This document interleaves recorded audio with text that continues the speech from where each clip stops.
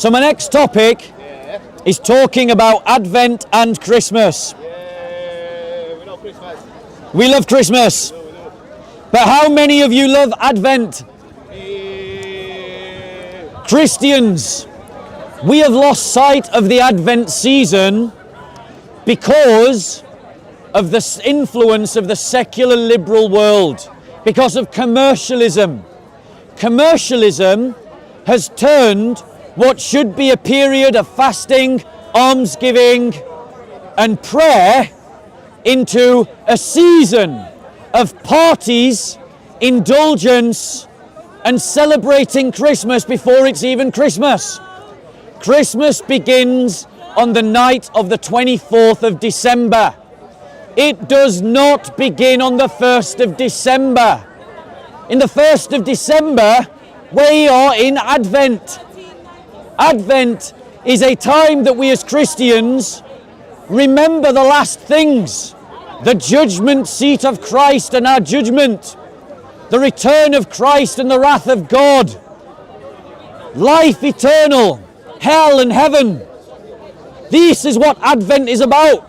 When you celebrate Christmas from the 1st of December, you're denying your inheritance. You're denying your heritage. As Christians, you have been more influenced by commercialism than you are by the church's calendar. The first Sunday of Advent is our New Year's Day.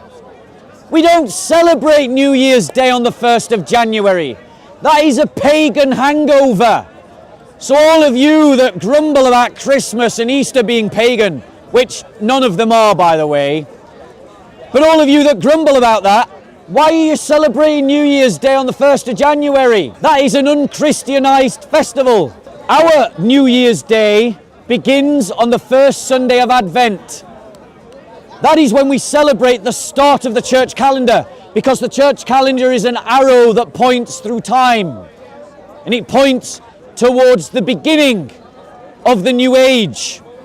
So, Christians, I want to encourage you, don't go along with the world. Don't be influenced by commercialism. Celebrate Advent before you celebrate Christmas. And how should you celebrate Advent? Let me give you some suggestions. Firstly, hold a New Year's party on the first Sunday of Advent. And please invite me, because I'd love to go to an Advent party. So that's when we celebrate. That's when 2021 becomes 2022 for us, on the first Sunday of Advent. Next, ladies and gentlemen, fast. Now, modern Advent has been truncated. It's a 40-day festival, including the Sundays. Fast for Advent. Become vegan for Advent. Stop eating for a certain number of hours during the day for Advent. Fast. Give alms and charity to Christian organizations and Christian causes. Give of your wealth and of your time. Volunteer. Give your money. Support Christian organizations. Support Christian movements. And that time that you win for yourselves because you're fasting, pray more. Commit yourselves to praying and examining yourself in the faith. And study around the themes of God's judgment. Study around the themes of the afterlife. Study around the theme of the parousia, the return of our Lord Jesus Christ. And then, on the 24th of December, that's when you decorate your Christmas tree. That's when you get out and wrap up your presents. Make it a family occasion.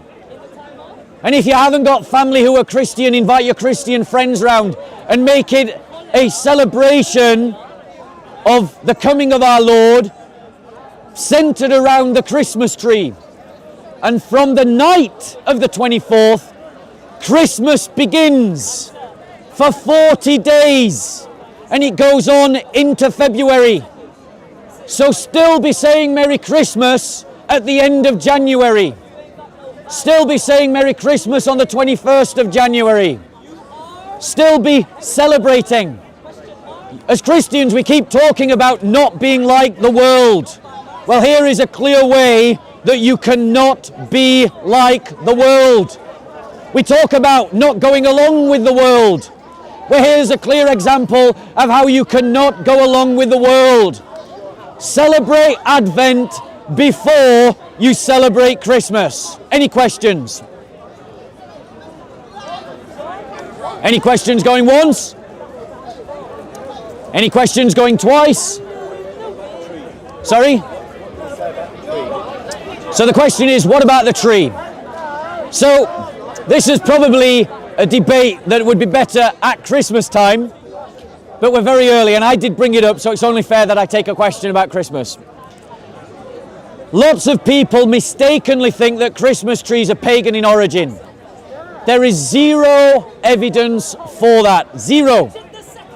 The Christmas tree comes from medieval mystery plays, in which during religious festivals, the Feast of Adam and Eve, which happens on the 25th of December or the 24th of December, they would have a procession. And in this procession, they would have a float.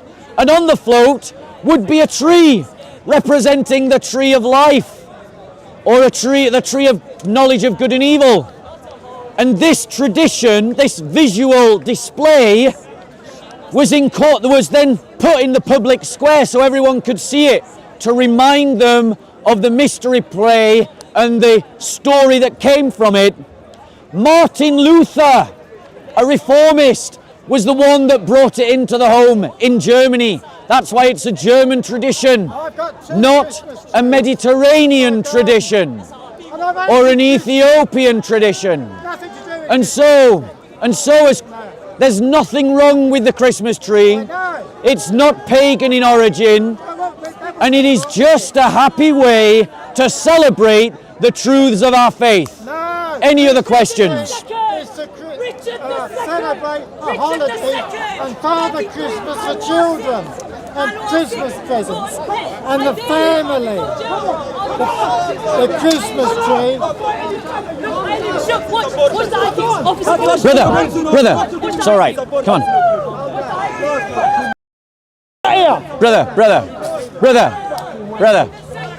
Brother, peace be with you. Peace be with you.